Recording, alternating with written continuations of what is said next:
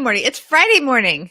It's just a blur, but I feel like when the school year starts, well, for me, as still having a child at home in school, and literally at home in school, it's going to become more clear what day of the week it is. Friends are actually saying that while universities are talking about not going back to school, right, changing their mind at the last second, like Notre Dame as an example, they're telling me that their school districts are changing their mind the other way. That kids are going. Yeah. Well, I mean, and the whole thing is a mess. I mean, we're just plowing through it. So we've got a college junior, and we just decided to ignore the fact that NYU is online only, and we're just sending him. He's doing off-campus housing anyway, so we're moving him in this week. We don't care. We're just ignoring it. He's done. He wants out. We want him to have the most normal college experience possible in this COVID. So we're just gonna move him out anyway. That's good. So we're moving him out, and he's excited. And he'll be doing online learning from his off-campus apartment. And our 7th grader is going to be doing home. He will be home at least till November doing at-home learning. So that's just what's happening here. But we will know what day of the week it is soon because we'll be on a school schedule. So we'll know. It's Friday, everyone, while we're recording this. That's the PSA for the morning. This is Friday. It is Friday. I'm going to shut down some of this stuff. Yes. So we're on a new platform, by the way. That's why we're still learning to use it, but we love it. Yes. And if we're on the Plutus channel, sorry, we tried not to be.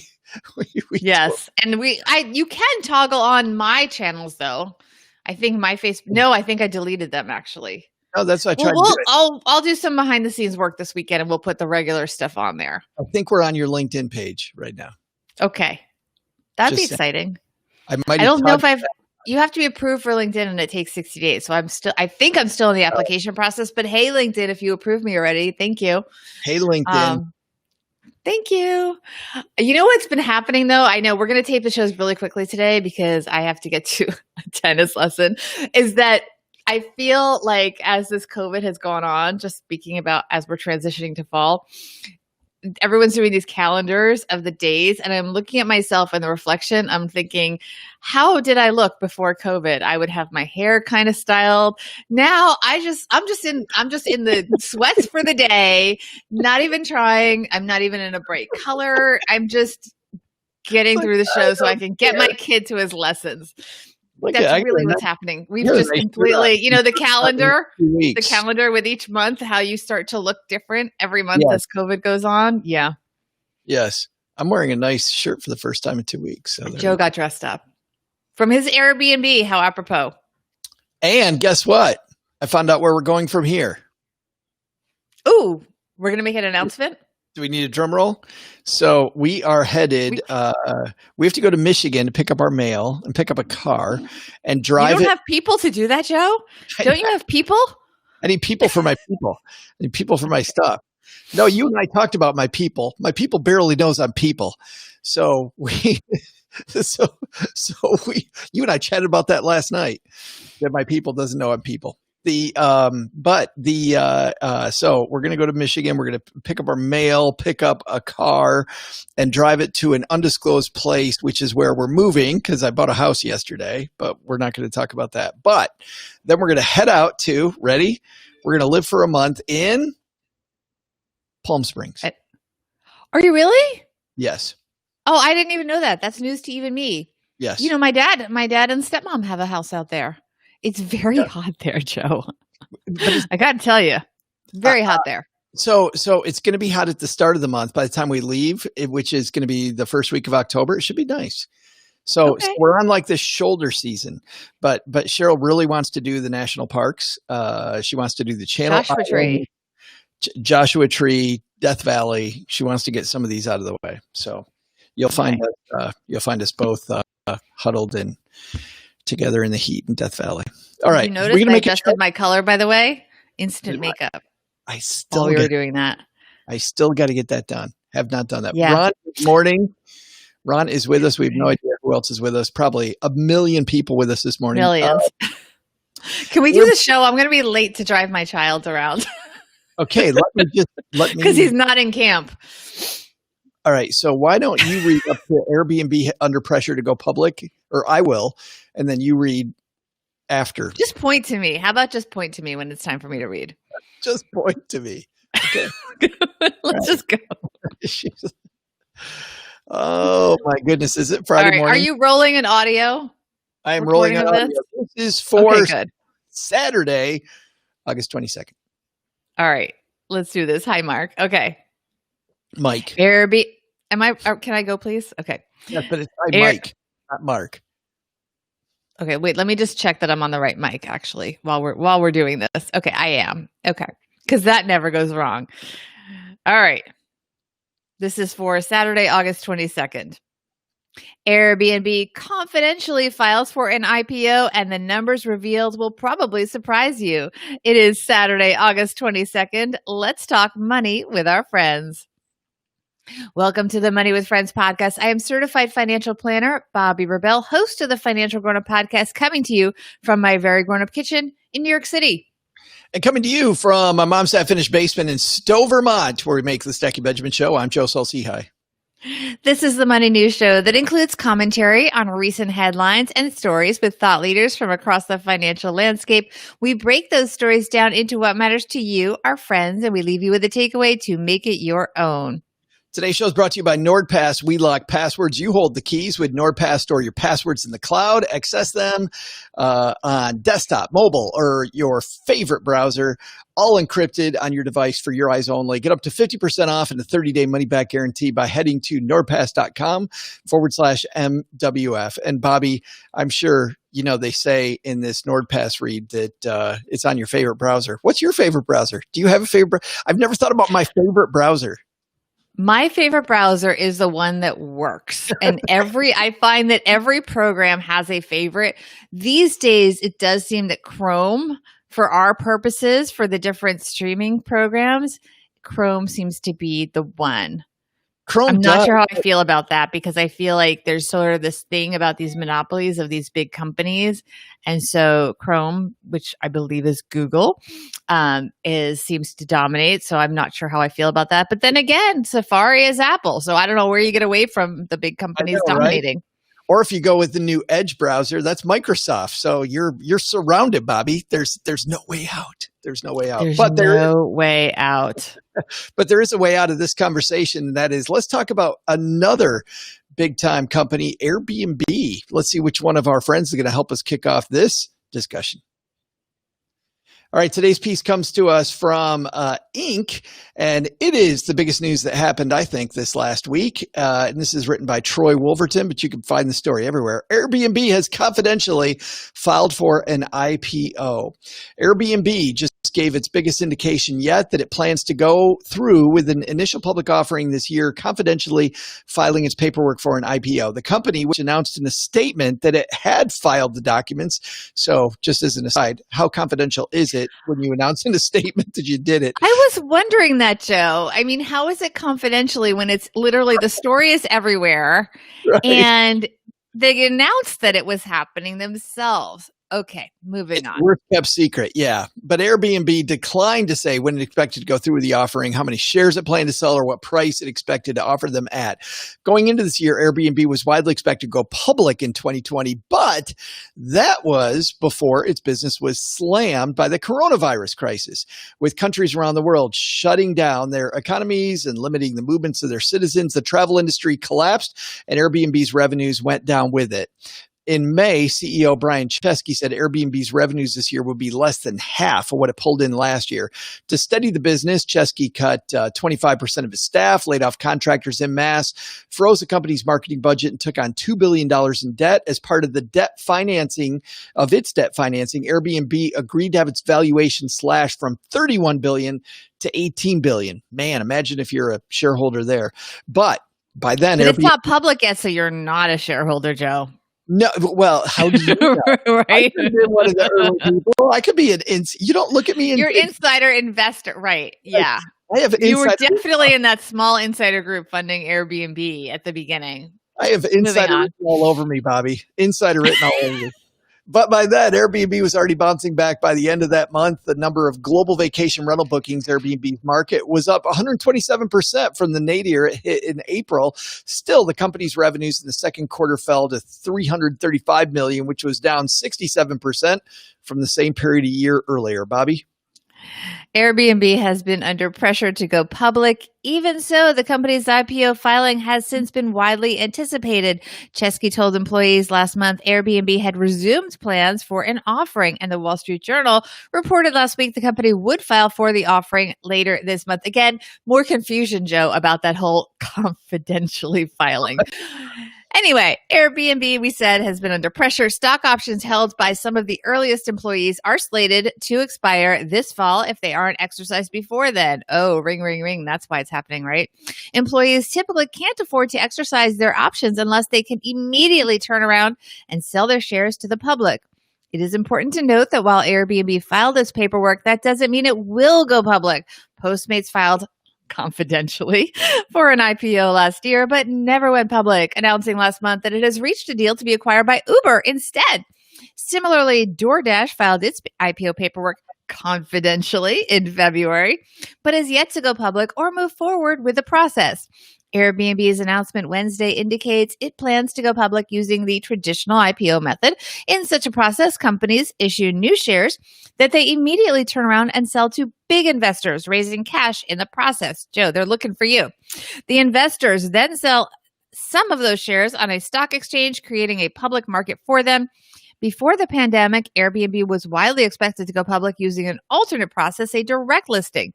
This method is typically less costly than a traditional IPO, but companies can't use it to raise funds for their treasuries. Rather, the company itself is selling shares to the public. Its shareholders sell stock in a direct listing. In other words, it's really focused on an exit strategy for those early insiders like Joe Sozzi. Hi. Right. I am rolling in the big money with my Airbnb. Rolling in it. Well, all these podcast profits, Joe. Yes. What do you do with all the cash flow coming at you? That big money with friends money. Got to make sure that it goes somewhere. Hey, can we talk about what this is really about? Because I've seen lots of chats online from people saying, well, why would Airbnb go public now? Like, this seems like the worst time to go public. But I think this piece hit it on the head. You got a bunch of early people inside the company who have these options that are going to expire.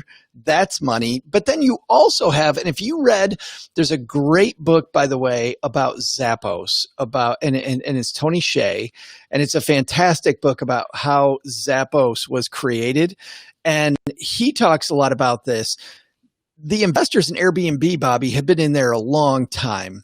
And I also think that regardless of timing, there's got to be some investors who are telling Airbnb management, nope, we're going public now because I want my money out of this thing. I don't know how long coronavirus is going to go on. I don't know how long it's going to take this thing to come back. It's already much bigger than when they probably put their money in, right? So I think there's some early investors that have been with this train for a long time that are going, you know what? Let's do it. I don't care about the timing. I don't care about anything. Let's do it. Also, coronavirus has been very unpredictable in its impact on the economy, and a lot of things that looked like they were going to be hurt initially are maybe getting unexpected twists. So, for example, Airbnb, at first, no one's going anywhere. But now people want to go on vacations, but they don't necessarily want to go to a large hotel where they're going to be in a room, where they're going to have limited dining options because many places you still can't have indoor dining. And so that limits it. And so you, for example, are in an Airbnb. You will now be going to another Airbnb after this. And a lot of people are choosing that as their way for vacation, or their way simply to get out of perhaps an urban setting or a setting where they feel the coronavirus, they're more vulnerable to a coronavirus than if they were somewhere else, but not in a hotel. So Airbnb, to some degree, one could argue, is actually in a very good position with this because that may be a more appealing vacation spot than someone that maybe would have been resistant to staying in an Airbnb beforehand. People want to be in their own environment where they can make their own meals, maybe not have a maid coming in every day to clean because they don't want somebody else in the space. So it does provide a sort of isolation vacation option that is more appealing in this time. And therefore, this could be an excellent time for Airbnb.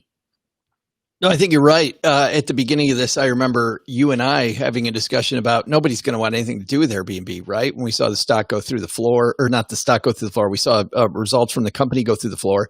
We saw the headlines about how Airbnb people were getting clobbered, just absolutely clobbered. And now I'm not hearing that as much, but because it kind of is starting to feel like the new normal, isn't it? I mean, it's feeling like, okay, I put my mask on and I go outside and I go do whatever I do. And I'm totally with you. I would much rather be in an Airbnb where I have my own stuff. I've got this bigger layout that I have here around me instead of a hotel room. Especially if I'm going to stay someplace for a while. And the interesting thing about it too is that I also have a place that might not have been stayed in a while, whereas the hotel industry picks back up. The great thing about staying in a hotel at first was that nobody was staying in hotels and they were doing a great job of blocking rooms where, you go into a room and there was dust all over it. I remember we first started this nomadic lifestyle thing I've been doing lately. We go into a room, Bobbi, and they were dusty every time, which was great, right? Because you knew nobody stayed in there for a while. So you knew that the coronavirus probably not there. But as the hotel industry picks back up, Airbnb also looking good. Yeah, I think there's a lot of changes coming, and we really don't know what those changes will be. But Airbnb has been very interesting in that you and I did not predict this, but now it makes total sense that Airbnb could be going even more mainstream than it already was. Because it is a more controlled environment. You don't have to worry about, like I said, even the maid coming in, restocking. Yeah. The people aren't interested in the mini bar. They want to just have their groceries delivered and nobody touching them and whatever. So I think that there's a lot more business for Airbnb going forward and a lot more mainstream acceptance of people that maybe would have been resistant to it before and now are more resistant to these large resorts where there's just tons of people walking around. We do the show live on Facebook and on YouTube. If you want to join us, go to our YouTube channel. It's youtube.com/money with friends. But Ray's hanging out with us and said, new slogan, Airbnb coronavirus free. I don't think they're going to do that, Ray. I don't think they'll do, because the first time there is some coronavirus that goes from person to person, they're in trouble. But that's awesome. Yeah. Coronavirus free in your slogan. Man, I hope this doesn't stay around that long. Let's talk about one more thing before we put a cap on this, Bobbi, which is this. IPO, Airbnb, are you a buyer? It depends. Like every IPO, it depends what your goals are. It depends what price you can get. Very often, and this is a stereotype, by the time it gets to an average retail investor, an IPO is often not the best deal initially. But look, if you're in it for the long term, there have been a lot of IPOs that initially did not look good, like a Facebook, that long term were very good investments. So it depends. But an IPO, if you're looking for to make a quick buck, usually if you're the average retail investor, not the best way to go. If you've got a good connection, you can get in on the ground floor, then maybe. If you can get, shares at the offering price and it goes up that first day. But IPOs are complicated. I once was able to do an IPO through a company that I worked for. And, look, I'm glad I sold half of it when it popped and I was able to do that and made a profit and then decided to hold on to the rest for the long term. And basically, let's just say I came out neutral in the end. So that was you say that you can be detached and not emotional. And I had been doing TV news, doing business news for at least a decade at that point. I thought I was totally cool with it. I was an emotional wreck on that IPO day. It was a lot of money for me at that time, but it wasn't really that much money. It was, it was a few $1,000s probably, which is real money. And I was really sick to my stomach. I had a really hard time. You think you can be detached and not emotional? I was totally emotional and a basket case about it. So worried about doing the wrong thing. I just think it's a lot for an individual to handle. But it's an experience. If you want to do it once with the amount of money you can afford to lose, or that you can risk whatever, it could be fun and interesting. It was interesting. I don't have a lot of that's not my thing these days. It was emotional. I don't know. Have you had any experiences with IPOs?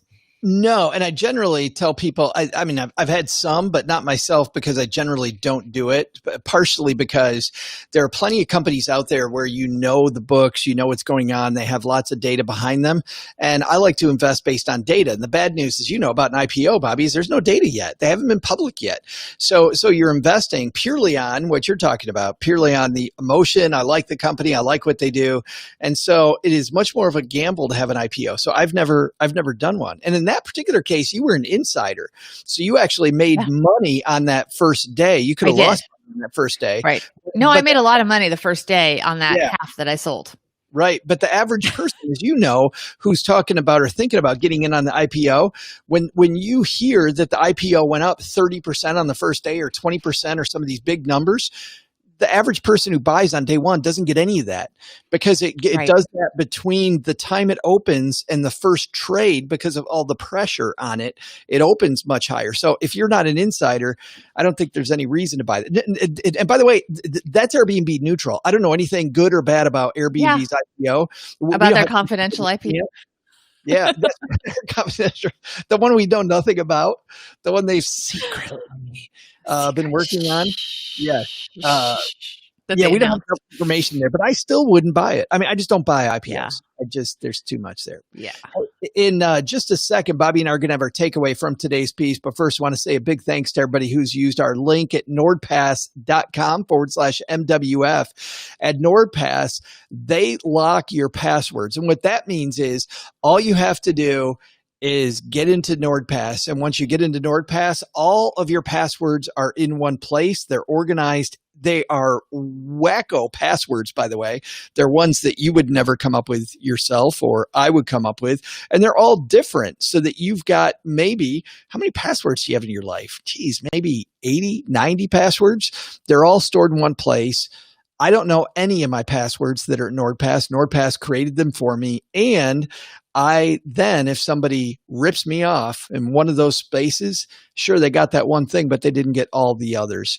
You can check out NordPass at nordpass.com/MWF, and that will give you 50% off and a 30-day money-back guarantee if you use our link, nordpass.com, stackingbenjamins.com. That's funny. nordpass.com/MWF. All right. I survived that read, Bobbi. What's our takeaway here? To be continued. When COVID-19 first emerged, it hit the company hard, but with people wanting to travel but avoid hotels, the future could be bright. I predict this is a story I am sure we will revisit. I agree with that one. I'm going to say this to all the people that are wondering why the hell Airbnb would go public now. Seems like a bad time for the company.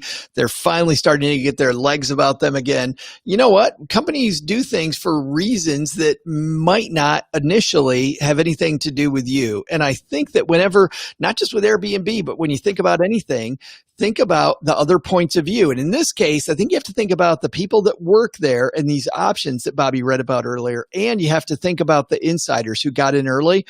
Maybe those people want out. So while it might not be great optics wise right now, there's a lot of reasons companies do stuff, Bobbi. And I think you got to think about all those before you say, that was a smart move or a bad move. Yeah, sometimes there's just so much to think about. It's better to just not. Just don't. It's TMI. We did it for you today. Yeah, we did it for you. You're welcome. Bobbi, if people want to help us make the show, how do they do that? First of all, you can learn more about the show by going to our super fancy website, moneywithfriendspodcast.com, which is constantly improving. And that gives you a schedule of our tapings, or you could just constantly linger on our YouTube page, which is Money with Friends on YouTube. And also be sure to follow us on social media so you can be part of the polls and quizzes that we often do. That is at Money Friends Pod. That is also our handle. at Money Friends Pod on Twitter. So follow us in both places along with YouTube. Is that like a big homework assignment for people? I don't know. You do it once and then you'll just be all set up. It is so worth it. It is absolutely so worth it. Yeah. We might give away prizes in the fall too. I just made that up, Joe, but I think we might. I think, well, you and I, and people don't know this, but you and I have so many things we're talking about that are coming up this fall. I just thought of the idea that we could give away prizes to entice people to follow us on all our social media. And I'm glad you waited till we were live to say that. That was good. Hey, coming up on Monday, everybody, we're going to talk about a big investor, a guy named, how do you pronounce this? Warren Buffett? Buffett. Warren Buffett. He's the cousin of Jimmy Buffett. Yes, of course. Yes. We're going to talk about him on Monday. We'll see you then. She's Bobbi and Joe. Bye-bye. All right, 20 minutes. Nice. Guys, Yay. Nice job, team. The next one's going to be even faster because I have an appointment I need to get to. Yes, and OG. A very important appointment. OG is waiting for me to do some recording of Stacky Benjamins too. Hey, Amika's here. Yay! Rita? Hey, Reed. Yeah, we're a little punchy today. Yes. Yes. I think the coronavirus just like hit us. We're just like, oh God. I not only, so for people that are joining us, not only did I find out that I'm headed to Palm Springs after this, but we found out where I'm living yesterday, bought a house, and had a great coaching meeting about like the future of like where we're headed company wise. So it was a great day yesterday. So I feel like I told Bobbi when we first met up this morning that I feel like I'm standing at the head of the trail. I can see like the mountain ahead, but I haven't set off yet. So last night was party time here in Vermont. Yes. For me. Joe is making big life plans. I just need to get my child to his activities because as we've mentioned before, there's no camp. There's no school, but school's going to start from home. Well, let's do it. Hey, Alexis. We're just entertaining ourselves, Alexis. We're bringing you along for the ride. So. Joe is making big life decisions. I'm just trying to get carpool together today. That's a big life decision. I know. You see me texting. I'm actually texting my 13-year-old. Are you awake? We need to get in the car soon. We got to go. All right. Let's do this because we got 25 minutes till OG's going to be go. Well, all right. This is for the 22nd, 23rd. Monday. The 24th. August 24th already. You kidding me? August 24th. All right, Bobbi, let's do it. It seems like just 6 months ago our life collapsed. Okay. Ready. This is for Monday, August 24th. Has Warren Buffett's favorite stock market indicator reached an internet bubble extreme? It is Monday, August 24th. Let's talk money with our friends. Welcome to the Money with Friends podcast. I am certified financial planner, Bobbi Rebell, host of the Financial Grown Up podcast, coming to you from my very grown up kitchen in New York City. And coming to you from my mom's half-finished basement, which is in Stowe, Vermont, for one more week, Bobbi. I'm Joe Sozzi. Hi. This is the Money News Show that includes commentary on recent headlines and stories with thought leaders from across the financial landscape. We break those stories down into what matters to you, our friends, and we leave you with a takeaway to make it your own. Today's show is brought to you by Tiller Money, the thing being the technical term that I use to manage my money. Optimize your financial life in Google Sheets or Microsoft Excel with fast automatic transaction imports, easy templates, and a free 30-day trial. To figure out why I like it so much, you get that 30-day trial. Head to tillerhq.com/MWF. Bobbi, we are back starting off a new week. Happy Monday. Happy Monday to you. You're still in your Airbnb supporting the company we talked about in Saturday's show. You're welcome, Airbnb. If you want to cut me into the IPO for helping save the company by being here for a month, I'm open to it. Yes. Maybe Airbnb can sponsor Money with Friends. We could use it. That would be great. That would be great. Airbnb. See how we're talking about Airbnb today. We're good at it, Airbnb. Please do it. Well, we're also going to talk about this guy. His name's what? Warren Buffett. We're going to talk about Warren Buffett today. Let's see which one of our friends is going to help us kick off this discussion. You joke about that, by the way, but I remember when I worked at Reuters in the coffee room, they did have that as an example of bad journalism and how important it was to check your spelling.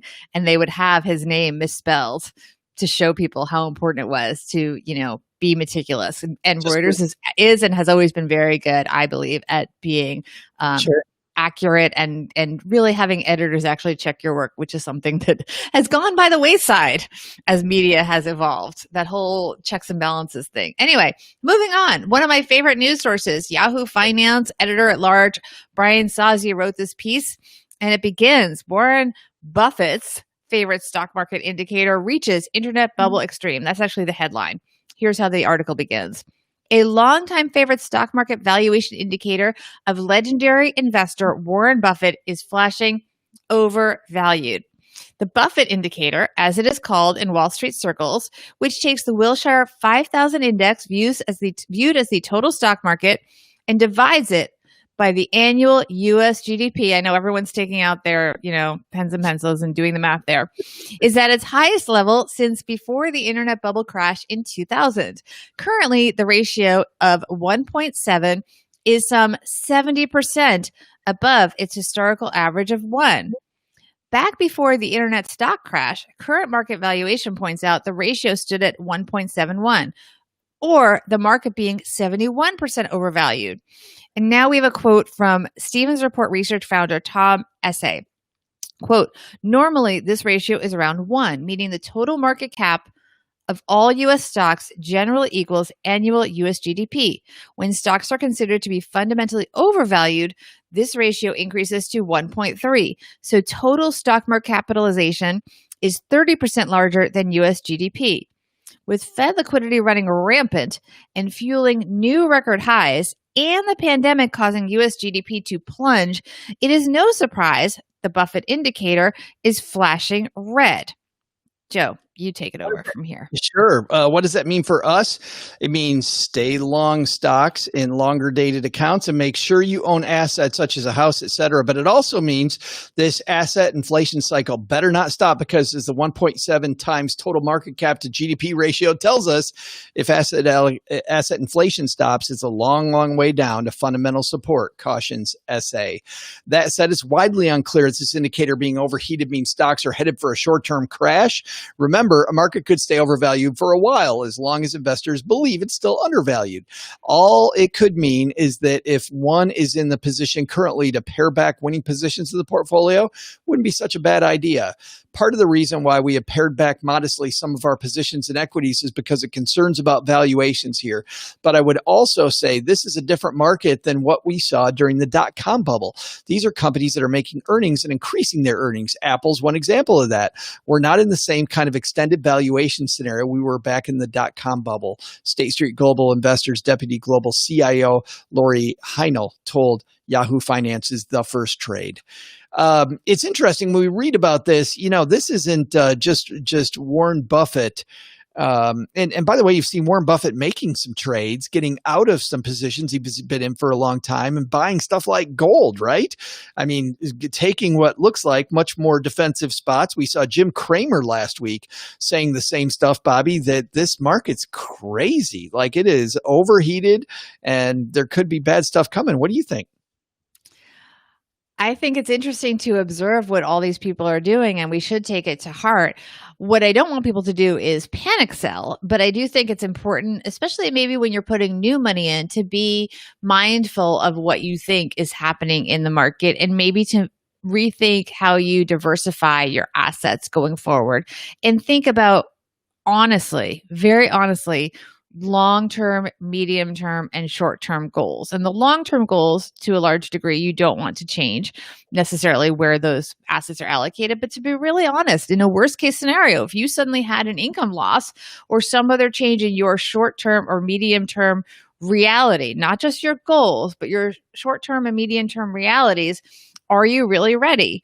And do you have money accessible for those things? I think a lot of what has powered stocks higher is the fact that there has been a lot of automatic investing. People in their 401ks and so on that are still employed, the money just keeps coming in And of course, when the market goes up, people don't want to miss out. And so they keep putting money in, which is often not a bad idea. The truth is, if you had pulled out of the market in March, you would be regretting it right now. So absolutely, there's nothing wrong with putting money into the market if it fits your long-term goals, but it's also okay to be honest. A lot has changed. A lot has changed for people's short and medium-term realities. And I'm not just talking about saving up for a car or saving up for a house down payment. I'm talking about saving up for potentially long-term unemployment, because those emergency funds that were 3 to 6 months, we're going on 6 months here with coronavirus. Well, and I love what you said at the beginning about with your long-term money, don't even play this game. Don't even get involved in the game at all, because you and I have seen the statistics, Bobbi. If the stock market has very few days that really actually matter to your portfolio, and if you miss one of those days, you're gone. You're done. I mean, as an example, if you're somebody that sold as the market started going south in March, man, are you hurting right now? You totally messed up your portfolio, not just for this year, but maybe for next year and the year after. We don't have any idea where things are headed, but you could have messed it up long term if you played this in and out game. So I love the fact about leaving your long-term money alone, but I also like the idea of, if you're a short-term person that is money that you might need, you shouldn't have it in the stock market anyway if you need it in the next 5 years. So if you've got any money that you need in the next 5 years, this is another person saying this. I mean, when we've got Warren Buffett saying it's crazy, we've got Jim Cramer saying it's nuts. We also had, I talked to our mutual friend Phil Town recently, and he was talking about how there's another shoe that's going to drop. Ray Dalio talks about another shoe is going to drop. So if you've got money that you need in the next 5 years, just very fundamentally, it should be out already. It shouldn't be there. Get it out now, because we know that things are still good. As of the time we record this, things are good. Hopefully they're still good by the time this actually comes out. Well, I should say things are good in the stock market. Things are good in the stock market. We're recording this. The stock market has been at new highs. Things are not good for millions of Americans. And let's not forget, by the way, the $600 unemployment checks that were going out weekly to people that were replacing, in many cases, their income, sometimes amplifying their income and allowing them to spend, is for now not happening. And we think if it even comes back, it's going to be a smaller amount. And I think we are going to see a huge hit very soon in our economy, because there are a lot of people that when those monthly bills come due on September 1 are simply going to be out of cash very soon. And I think it could get not only ugly in a macro sense, but in a very personal sense. I think there's going to be a lot of people that are really hurting, and that will eventually have ramifications on all of these companies, that it's going to go through it will ripple through our economy, because it has been holding up a lot of things. Well, and that's what's nuts about it too, right? I mean, when I say that it's going great, it's going gangbusters, everything else isn't, but the stock market is. I mean, this differential between how the stock market's doing and the economy's doing just gets bigger and bigger. So that's absolutely crazy. We do this live, by the way, on Facebook and YouTube. Join us on our YouTube channel, which is youtube.com/money with friends. Tim joining us says, Joe, Bobbi, do you think maybe Warren is having a senior moment? He went against his own buy and hold forever policy when he sold his airline stocks during the bottom of the coronavirus crash. You think it's a Warren Buffett senior moment, Bobbi? No, I think that he's got a lot of people around him helping him. And I think that he's also realistic about the really big problems that the airlines are going to have going forward. There's a whole mindset shift in our society about how we are traveling. And even though some people may resume some travel, I think it's going to be a long time, if ever, before business travel is the same. I think a lot of Americans are starting to think about road trips. You've been driving around for the most part. I think that we are shifting, and it became very inexpensive to travel by air for years. And so people did that. But the truth is, people are saying, yeah, but we could also just go to a resort, a few hours drive away. And it's kind of nice not to deal with. I mean, it's not like air travel was ever all that pleasant. It's interesting to see what he did there. I mean, to your point, The fundamentals for airlines, not good. Warren Buffett doesn't trade on the stock market. I mean, there's so many quotes about him not trading around Mr. Market. He trades on fundamentals, and the fundamentals of the company don't look very good. And by the way, there are two different indicators for people that are new to this game: fundamentals and technical indicators. The fundamentals are actually how the company does. You look at whether they're making money, whether they have debt, what they're doing revenue wise, all these things that are up with the company. And technicals are just the charts, right? Yeah. Chart wise, airlines have done really well. You look at the fundamentals, nothing is good about airlines when it comes to fundamentals. But also, I remember Warren Buffett had a quote a long, long time ago, something to the tune of, if I ever tell you that I want to buy an airline, give me a couple of aspirin and tell me, to go to bed, and we'll talk about it in the morning. Like, he had this whole joke about how he would never buy airlines. So the fact that he was in airlines in the first place, I think is pretty nuts.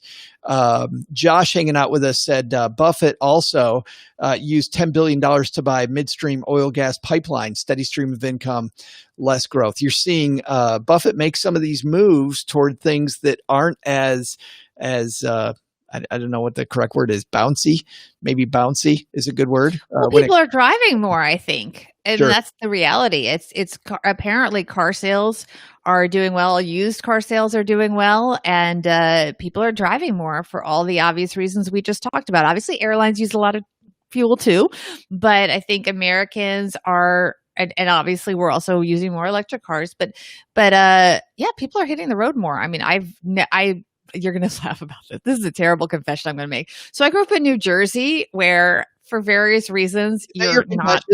That's not the confession. The confession part is that I didn't know how to pump gas, because in New Jersey, that's right. At least growing up, I haven't checked recently, but you were not allowed to pump your own gas. It was, my mother would joke that it was an employment program to, create more jobs, but you had to have a person that worked for the gas station would pump the gas into your car.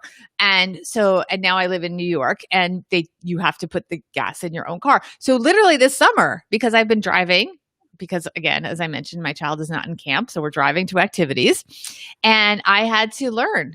This is so sad, but I had to learn how to pump gas. But I am one of many Americans that is, driving more. I had to put gas in the car, Joe, like once a week. We used to fill the car up every 3 months. I mean, so I'm just driving so much, and I'm driving an SUV. I mean, it's bad. Yeah. Yes, that is a great admission, by the way, that you're learning how to pump gas. Learning how to pump gas. Harry helps me. Just as an aside, my 13-year-old. I live in Vermont. Because I'm in the car. I live in Vermont, Bobbi, and Cheryl has that person too who pumps gas. It's amazing. She doesn't have to pump gas at all. She has this person who pumps gas every place she goes. She has like a personal gas person who comes. They have that in Vermont too. Yeah. In New York, you're on your own. So, I'm saying me. That's what I'm saying. Oh, that's you. Oh, I didn't get that. I'm sorry. No, I should say when my husband's with me, he does. But generally, he's actually really, really working all the time. I just do podcasts with you. But, but I'm driving my child and learning to pump gas. Hey, in just a second, Bobbi and I are going to have our takeaway from today's show. But first, want to say a big thanks to everybody who's used our link when they've checked out Tiller. Tiller, by the way, for those of you that are Microsoft Money fans, older nerds like me, who are like, I love Microsoft Money. And you cried. I mean, let's be honest. A lot of people cried when Microsoft Money went away. Well, good news. Microsoft has said money is coming back, and it's going to be on Excel. And the good news is the founders of Tiller have said that you can plug your Microsoft Money stuff that you loved so much back in the day. You can get that back, and Tiller plugs right into it. So you automatically get your transactions, just like Microsoft Money in the past. You can change it out, that template, make it easier, give yourself more stuff. Tiller and Microsoft Money as one. It's a real thing, kids. Head to Tiller H. You got it. I couldn't remember where the hell we go. Tiller it's Monday. I know. The /MWF. That's tillerhq.com/MWF. And you will get 30 days free to check it out. Big thanks to Tiller for supporting the show. Bobbi, what's our takeaway for today so we can get off the fact that I could not remember that link? Joe, this reinforces what we should already be doing, diversifying our assets and allocating resources based on both long-term goals and short-term needs. And I stress short-term needs because those can be just as real and just as important as those long-term goals. Well, and I love that. And my takeaway is going to be yes and more, Bobbi, because, you and I just used a fairly sexy headline to really say something that fundamentally is the same no matter whether the market's up, down, sideways, whatever, which is if you need money in the next 5 years, it should not be in the stock market. And this headline helps us reiterate for people that just can't stay away from it and want to play the game, whatever that game is, that you have to be careful with that money, because it's not about the investments, it's about your goals. And if you want to have money for your goals, just make sure that the money you need in the next 5 years is not in the stock market, maybe in bonds for 5 or 4 years, but for money especially you need in the next couple of years should be in cash, should be in a CD, something where you don't have to worry about what the market's going to do tomorrow. Because especially in this market, Bobbi, we have no idea. You don't know? You didn't get the memo, Joe? The insider memo? Oh my goodness. It's Monday and I already missed Because we know you're an insider on that Airbnb. Yeah. We know all about that. Yes, I'm an insider. What I'm really saying is I know everything, but you guys don't. So because you can't be like me, why don't you go ahead and just play the fundamentals, kids? Play the fundamentals. All right. How do people help us make the show, Bobbi? Follow us on social media, first of all, so that you know when we're on, at Bunny Friends Pod on both Instagram and Twitter. And also, we post schedules on our website, moneywithfriendspodcast.com. And tomorrow, I think you're on here with Mr. Chris Guillebeau. I know, Side Hustle School. So everybody make sure to check out the show then, because he always has the most brilliant things to say. He does. And by the way, this kicks off our last 4 weeks with this current cast of characters. Oh my gosh. I'm so sad. I get so sad. These guys have all been fantastic. Tate Frazier last week talking sports on the show. We even talk sports. It's crazy. I know. And by the way, he's really good because he does it in a way that people like me can even understand it. I know. Isn't that great? I understood the show. I know. That is a talent. He's good. Yeah, 4 more weeks, guys, with these people. So make sure you tune in. She's Bobbi. I'm Joe. We'll see you next time back here at Money with Friends. Bye-bye. Bam. 8:55. Guys, all right. That was super fun. All right, I've got to wake up my 13-year-old who I've been texting. Like, are you ready? Are you ready? Are you up? Are you up? We need to leave. I don't think he's up. I'm not getting any responses. Yes. So we'll be late as usual. I'm that mom. Yeah, unless you need to talk to me off stage, I can hang out here with the guys for a few minutes if you've got to go. All right, I'm going to go. Bye, everyone. See you later. Hey guys, thought I'd just hang out for a few minutes because we have I've got 5 minutes before OG and I have a recording for next week for Stacking Benjamins. So we're going recording. Thanks, Mike. Thanks, Alexis. Mike, glad you could make the show. So I wanted to, Chris. Hey, Chris.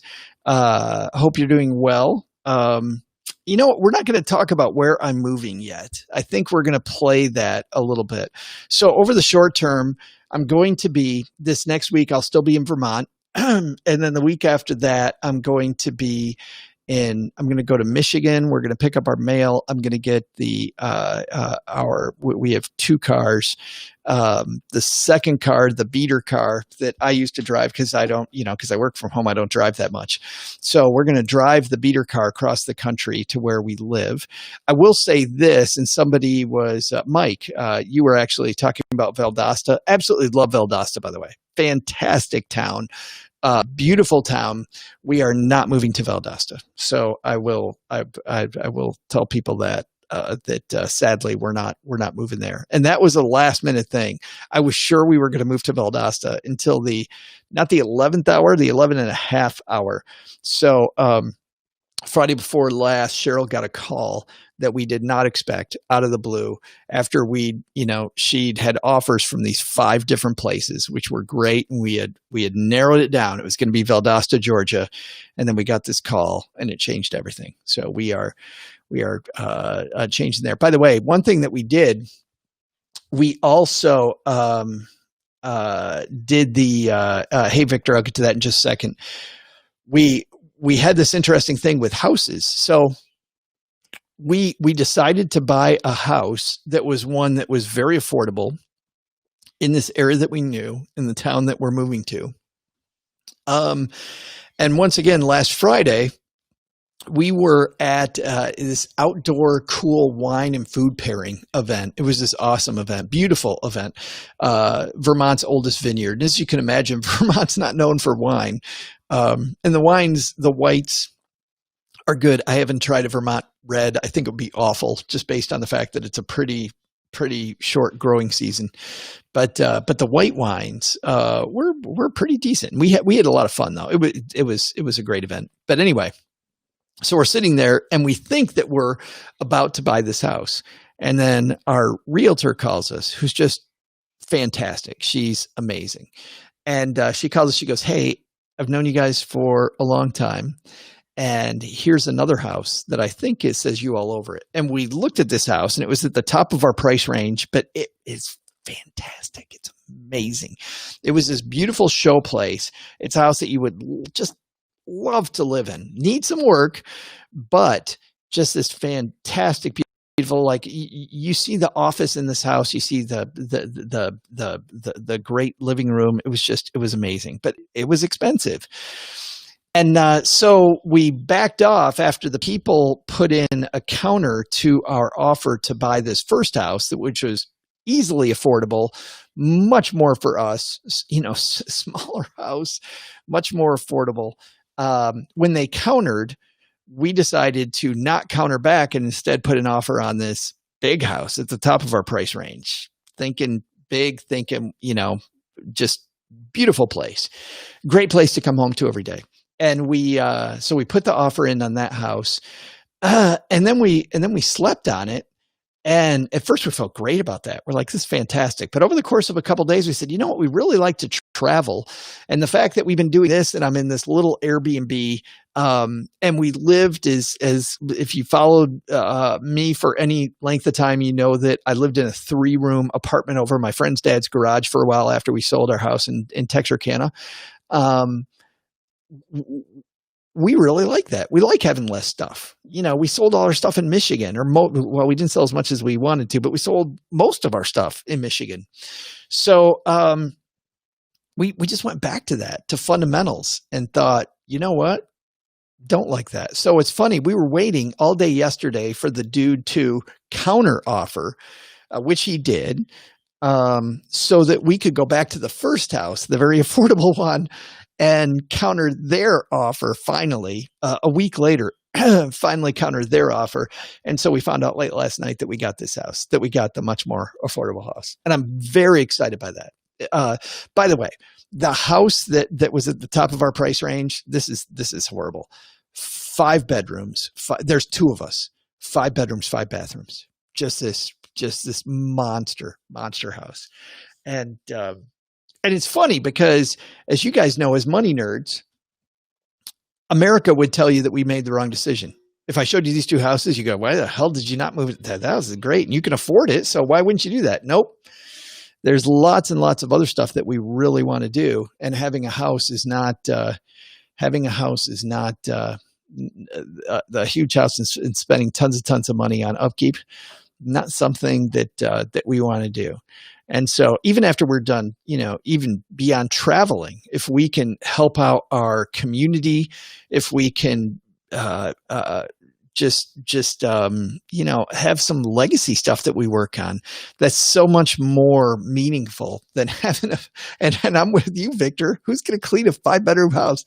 Well, the bad news is for 2 of us, because I know this with our last house, even because our last house was a 4-bedroom house, but it really felt like an Airbnb because so many people stayed there. I mean, whenever we'd have people in Detroit visiting, they would always stay with us, which was cool. I felt like every other week we had somebody coming to town. Andy Hill from Marriage, Kids, and Money will tell you this. Every other week we had somebody coming into town that was doing a book tour, and I would say, hey, just stay with us. And it was really cool, by the way, having that house. So the extra room was great, but definitely we can still do that. So I mean, this house still is not tiny. It's not like the 3 rooms over my friend's dad's garage. It's a 3-bedroom house. I'm going to turn one into a studio so that we can record. It's got carpeting on the floor, a lot less dampened, a lot less echoey.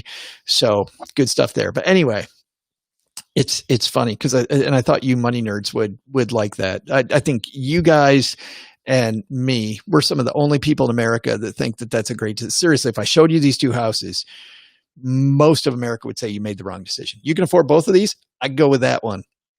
Didn't do it. So, Victor, to your point, so we're using Restream now. We switched from BeLive. BeLive just had, as you know from using BeLive, just lately lots of problems. Like we would be on BeLive and there would be people chatting and we couldn't see it until the last second. So, we'd be almost done with the show and all of a sudden we get this flood of people chatting the whole time and we could never see it. So if you want to do live broadcasting, we decided that BeLive, not the deal. Yeah. Josh, Texarkana is where we were. For people that have known me for a while, they know that about a year and a half ago, we moved from Texarkana to Detroit, lived in Detroit for a year and a half, and then sold all our stuff, sold our house, thought we were going to do this nomadic lifestyle. Turned out that my wife, who loves what she does, this nomadic thing wasn't an option for her career. We thought it was, partly due to coronavirus, partly because the type of healthcare that she works in, the nomadic lifestyle, is not as big as we originally thought it was. So I still have, by the way, we thought we were going to Globe, Arizona for 6 months, and we were going to Cheryl was going to work there, and I can podcast from anywhere. I'm here in Vermont, but we thought that we were going to live in Globe, Arizona, and then I still have a house in Bali rented for December. Luckily, I have insurance on that trip because now there's no way that we're going then. We'll close on our new house in early October. And then I think in November, if Bali's open, we will head to Bali and spend a month there. But it's really sketchy. It's supposed to open about 10 days into September. And that may change, obviously, as we see things change. So who the heck knows? So, anyway, that's it. Hope you guys have a fantastic day. I'm going to go record some with OG, and we don't do those live. We have done them live before. And if you know, that show is so boring to watch us do because we stop the recording a lot. We look stuff up. The difference between these 2 shows is pretty wild. Money with Friends is on the fly, do it live. I mean, that was I think for me, what I really like about this show. What I like about Stacking Benjamins is that's our piece of art where we spend a lot of time thinking about what's coming out next. So I'm going to spend the next hour and a half doing a episode of that and getting that to our friend Steve Stewart. So I hope you guys have a great day. Victor, Lisa, Mike, Jason, how are you, man? I didn't see Jason there. Josh, Chris, hope you guys are doing great. Talk to you soon.